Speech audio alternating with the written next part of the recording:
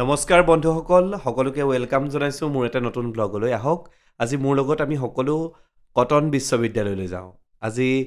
স্পন্দন শব্দৰ পৰা হৃদয়লৈ এটা বিশেষ অনুষ্ঠানে বঁটা প্ৰদান অনুষ্ঠান আয়োজন কৰিছে গতিকে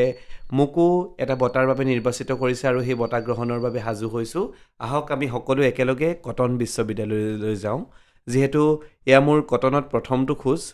কটনত পঢ়াৰ ইচ্ছা আছিল কিন্তু সেই ইচ্ছা পূৰ্ণ নহল তথাপিতো এনেকৈ বঁটা গ্ৰহণ কৰিবলৈ তালৈ যাবলৈ পাই অত্যন্ত সুখ অনুভৱ কৰিছোঁ সঁচাকৈ কটনৰ কি সুন্দৰ এটা পৰিৱেশ সোমাই যোৱাৰ লগে লগে এটা সেই ঐতিহাসিক পৰিৱেশ এটাৰ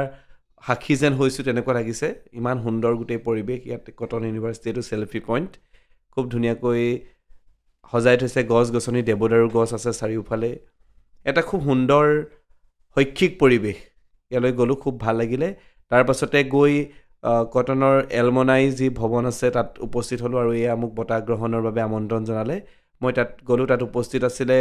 এয়া কটন বিশ্ববিদ্যালয়ৰ স্ৰষ্টা আৰু কাষত আছিলে গৌতম শৰ্মা পৰি হিলৈদাৰী বাইদেউ বিশিষ্ট ব্যক্তিসকলৰ উপস্থিতিত এয়া মোক বঁটা প্ৰদান কৰিছে লক্ষেশ্বৰ হাজৰিকা যুৱ অনুপ্ৰেৰণা বঁটা 2025 এই বঁটাত আছে এটা ৰূপৰ স্মাৰক মানপত্ৰ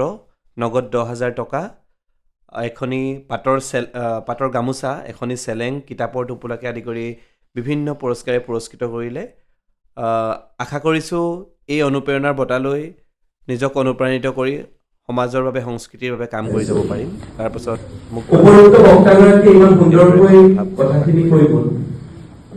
এয়া বঁটা নহয় এয়া আশীৰ্বাদ এয়া সৌভাগ্য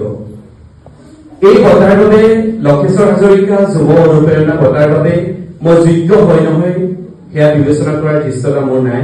কিন্তু এনে এখন মঞ্চত এনে এটা বঁটা গ্ৰহণ কৰিবলৈ পোৱাটো এয়া মোৰ বাবে আশীৰ্বাদ আৰু সৌভাগ্যৰ কথা